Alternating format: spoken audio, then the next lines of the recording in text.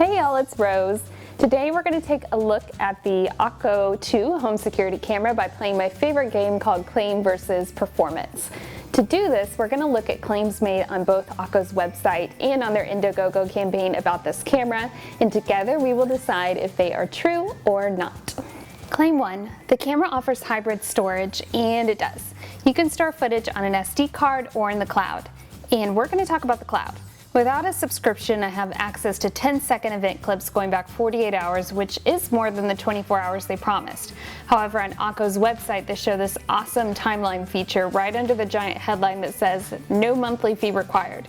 But this feature does require a monthly fee.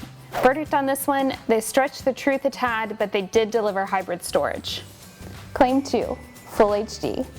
Just because the camera promises high definition doesn't necessarily mean that it will produce a beautiful picture.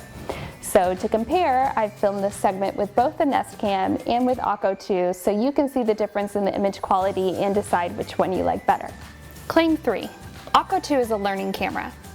Thanks to a self-learning algorithm, Oco should get smarter every hour you use it. To test this, I placed it in the window for over a week, and here are my results. Do I consider 4% to be an improvement? I don't, because I didn't count cars passing by as false alarms, and 90% of the alarms I received were cars passing by. I'm calling this claim false. Claim 4 is that you can use the camera to create a time warp. By warping 24 hours worth of video into a short clip with superimposed images, you can save time looking for all the good stuff. Sad news, this feature was not included for free. Verdict, they once again need to be more clear about what's included and what's not. The fifth claim I'm calling mostly true. They claim Oco can integrate with both IFTTT and Facebook Bot, which is a way to control your camera using Facebook Messenger. The latter feature is not available yet, IFTTT is. I've already tested a few applets and they work. If you're into IFTTT, you need to meet the Smart House guy, aka Eric. Eric, will you please share your favorite applet picks for Oco with these awesome people?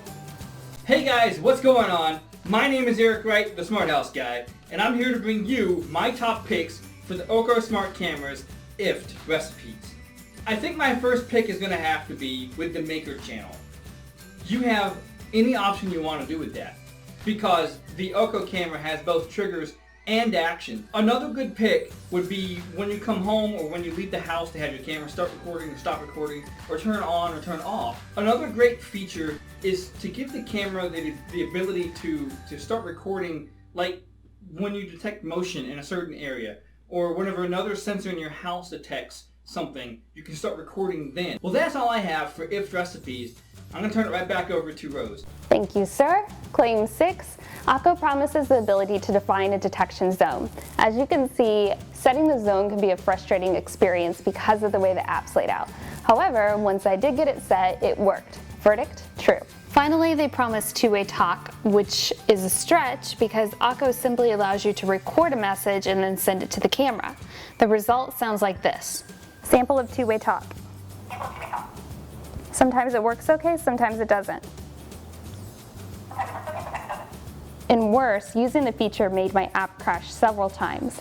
Verdict, it doesn't work. Normally I provide a little grace to a company launching a new product, but Oco2 is called 2 for a reason. This is not their first rodeo and I wasn't expecting any issues. That said, that's why I try this stuff, because you don't know until you know.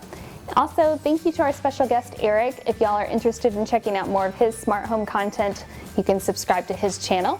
Otherwise, I appreciate y'all spending time with me today, and if you have any questions, feel free to comment below.